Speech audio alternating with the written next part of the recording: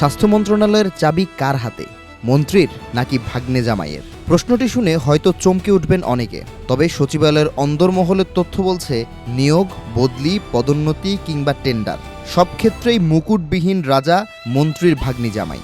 সম্প্রতি এ সম্পর্কিত প্রতিবেদন প্রকাশ করে হইচই ফেলে দিয়েছে শীর্ষ নিউজ। প্রতিবেদনে দাবি করা হয়, স্বাস্থ্য খাতের প্রশাসনিক সিদ্ধান্তে নিয়ন্ত্রণ করেন মোহাম্মদ মোস্তাফিজুর রহমান। মন্ত্রণালয়ের যুগ্ম সচিবের পাশাপাশি তার আরেকটি পরিচয় মন্ত্রীর ভাগ্নি জামাই।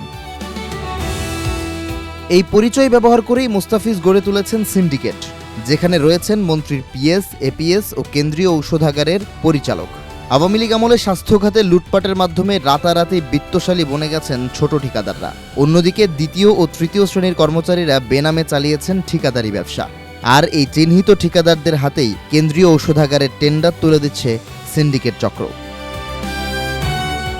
শীর্ষ নিউজের দাবি, সিন্ডিকেটের মূল নেতা ভাগ্নি জামাই যুগ্ম সচিব মোস্তাফিজুর রহমান মন্ত্রণালয়ের পার আদি শাখার দায়িত্বে, অর্থাৎ নিয়োগ থেকে বদলি কিংবা পদোন্নতি সবই তার নিয়ন্ত্রণে। প্রতিটি পদায়নে আদায় করা হয় ৫ থেকে ২০ লাখ টাকা।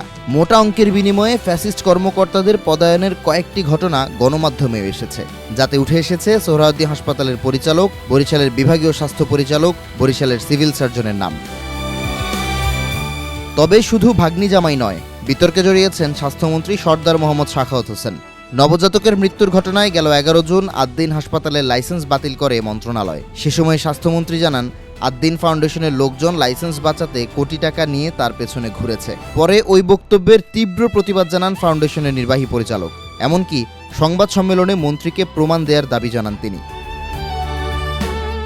এর কয়েকদিন আগে ঢাকা মেডিকেল কলেজের এক অনুষ্ঠানে স্বাস্থ্যমন্ত্রীর বক্তব্য চলাকালে তাকে মূল বিষয়ের বাইরে কথা বলতে নিষেধ করেন প্রধানমন্ত্রী। সব মিলিয়ে তাকে অন্য মন্ত্রণালয়ে সরিয়ে দেওয়ার জোরালো গুঞ্জন হচ্ছে প্রতিনিয়ত। স্বাস্থ্যমন্ত্রীর পাশাপাশি ঘুষ কেলেঙ্কারির সঙ্গে জড়িয়েছেন শিক্ষামন্ত্রী।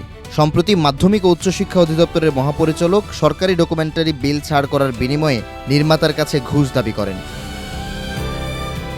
তৎক্ষণাৎ এ বিষয়ে প্রধানমন্ত্রী কার্যালয়ে অভিযোগ জানানো হয়। এরপরও পরিস্থিতির পরিবর্তন হয়নি। উল্টো মন্ত্রীর ভাগের ৭ লাখ টাকা ঘুষ চান ডিজি ডক্টর সোহেল। এদিকে ১৮ জন মন্ত্রীর চলাচলের সময় দেওয়া পুলিশ এসকর্ট বা প্রোটোকল প্রত্যাহার করেছে সরকার। তালিকায় রয়েছে স্বাস্থ্যমন্ত্রী সরদার মোহাম্মদ সাখাওয়াত হোসেন এবং শিক্ষামন্ত্রী ডক্টর এহসানুল হক মিলনের নাম। এ ঘটনাকে দুই মন্ত্রীর দপ্তর পুনর্বিন্যাসের পূর্বাভাস হিসেবে দেখছেন অনেকে।